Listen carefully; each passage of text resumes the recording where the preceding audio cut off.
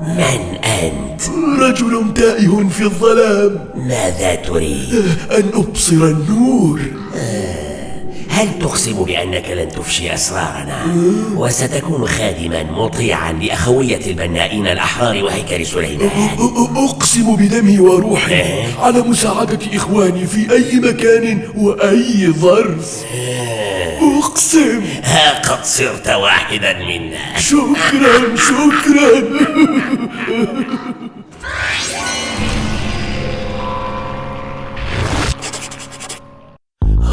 الماسونية أو البناؤون الأحرار جماعة سرية مثيرة للجدل.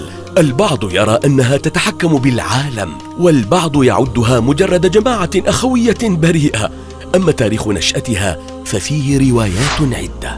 يزعم دستور الماسونية أن المؤسس هو آدم أبو البشرية، وأن قادتها هم الأنبياء من بعده، نوح وإبراهيم وموسى وسليمان، ثم الملكان يوليوس قيصر وجيمس الأول.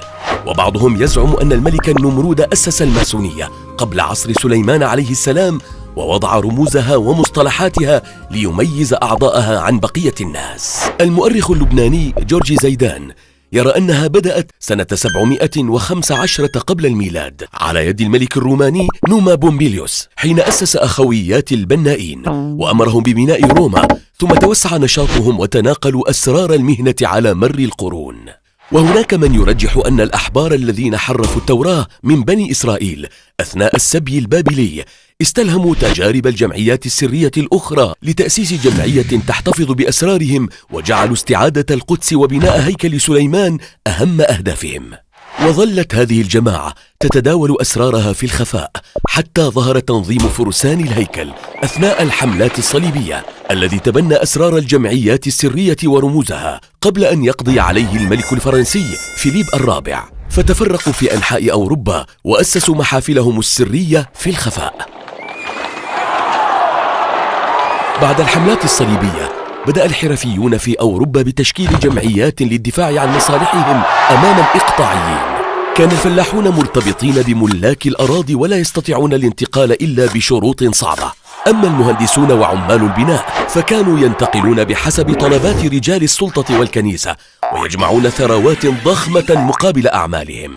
وهكذا تضخمت جمعيات البنائين الأحرار، وأصبحت نوادي خاصة لتداول أسرار المهنة ورموزها، ووجد فيها بقايا فرسان الهيكل فرصة للعمل واستعادة النفوذ، وتغلغلوا من خلالها في القصور ومواقع السلطة. في منتصف القرن الرابع عشر ضرب الطاعون أوروبا كلها وفقدت نحو ثلث سكانها. تفككت المجتمعات وانهار النظام الإقطاعي، وبدأت الأفكار المعادية للدين بالانتشار، وعاد الاهتمام بالوثنية والسحر. وهكذا وجد الماسون فرصة لنشر أفكارهم، وتحولوا بالتدريج من جمعية حرفية إلى تنظيم فكري وسياسي يستهدف النخبة في كل مكان. في عام 17 و700 وألف ظهرت الماسونية للعلن بتأسيس محفل إنجلترا الأعظم في لندن، ولم تعد مقتصرة على البنائين.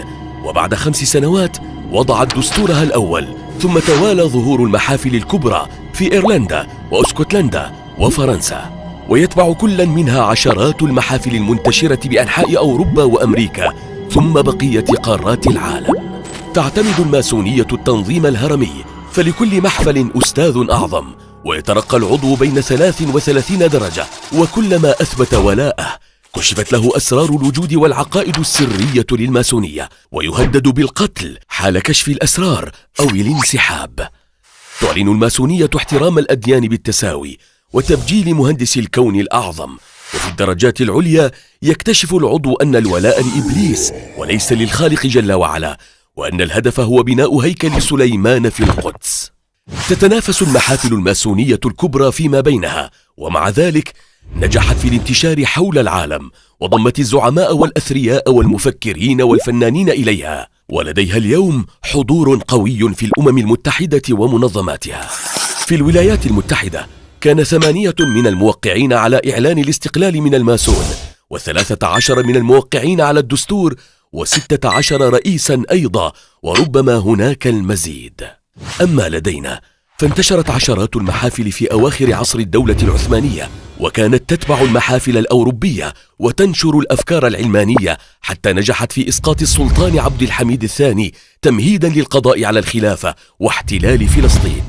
وبعدما ثبت ارتباط الماسونية بالصهيونية، أغلقت الحكومات العربية كل المحافل في الخمسينيات، لكن أجنداتها ما زالت تطبق حتى اليوم بنجاح. تعد هذه التنظيمات السرية أحد أشكال التدافع بين الحق والباطل الذي لا ينتهي إلى قيام الساعة، وفرق كبير بين قبولنا بدور أحجار الشطرنج التي يحركها من شاء متى شاء، وأن نكون فاعلين أصحاب مبادرة وقرار، ندفع الباطل بقوة وعزيمة، ونقابل المكر بالوعي والعمل. حينها فقط لن يكون للماسونية ولا لغيرها علينا سلطان، ومهما نجحوا فهذا لا يسوغ لنا المبالغة في تقدير قوتهم ولا التغافل عن مخططاتهم. ويمكرون ويمكر الله، والله خير الماكرين.